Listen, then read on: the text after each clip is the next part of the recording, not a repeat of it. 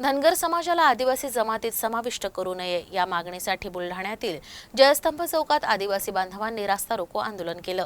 यावेळी राज्य सरकार विरोधात घोषणा देखील देण्यात आल्या। दरम्यान काही काळ शहरातील वाहतूक विस्कळीत झाली होती। धनगर समाज हा धनगड या जमातीच्या नावाचा गैरफायदा घेत गेल्या अनेक वर्षांपासून विविध मोर्चे आंदोलन उपोषण करून धनगर समाजाला आदिवासींमध्ये समाविष्ट करण्यात यावं अशी मागणी करते।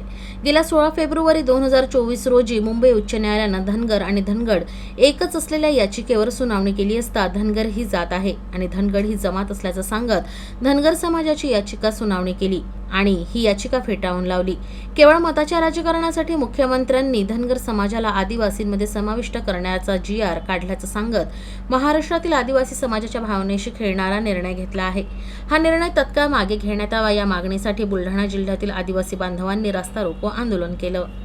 Bite bite bite bite. या लोकांना आदिवासी म्हणजे काय हे माहितीच नाही। ज्यावेळेस आदिवासी हा संयमी आणि शांत आहे, ज्या दिवशी तो उग्ररूप धारण करेल त्या दिवशी या बोगस आदिवासीला आणि महाराष्ट्र शासन जो त्याच्यावर मेहरबानी करत आहे या सर्वांना सळो की पळो केल्याशिवाय हा खरा आदिवासी स्वस्थ बसणार नाही। गोपीचंद पडळकरांना सांगू इच्छिते की जेवढं तुमचं वय आहे त्याच्यापेक्षा जास्त बाबासाहेबांच्या डिग्र्या आहेत।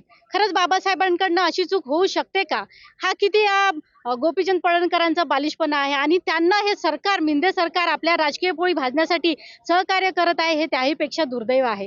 आदिवासी भागामध्ये जिथे जिथे या मिंदे सरकारचं भाजपा सरकारचं उमेदवार उभं राहील त्यांना पाडण्याचं काम येणाऱ्या काळात हा आदिवासी समाज करणार आहे।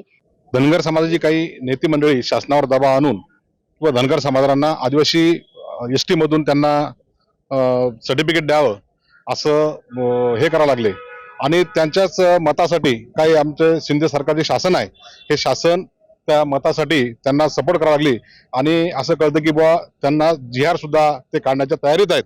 आमची एवढीच आहे, आजचा जे रस्ता रोको आंदोलन जे आम्ही या ठिकाणी केलेलं आहे हे फक्त बुलढाण्यामध्येच नाही तर हे पूर्ण देशामध्ये आजचं आंदोलन आहे आणि मी सर्व आदिवासीच्या वतीनं एवढंच सांगतोय की आमचा आदिवासी बांधव हा खूप शांत आहे, हा कधी कोणाच्या मनात जात नाही आणि आमच्याही मनात कोणी येऊ नये हे जे काही आम्हाला दिलेलं आहे हे बाबासाहेबांनी आम्हाला संविधानामध्ये आमची आरक्षण दिलेलं आहे। समाजांची जी घुसखोरी करण्याचा प्रयत्न चालू आहे, धनगर समाज हा धनगर असून धनगर नाही या शब्दाचा दुरुपयोग करून ते आदिवासी समाजामध्ये घुसण्याचा प्रयत्न करत आहे। तरी राज्य सरकार त्यांना आरक्षण देण्याच्या तयारीत आहे, तरी त्यांनी जे निर्देश काढलेले आहेत ते निर्देश तत्काळ वापस घेण्यात यावे।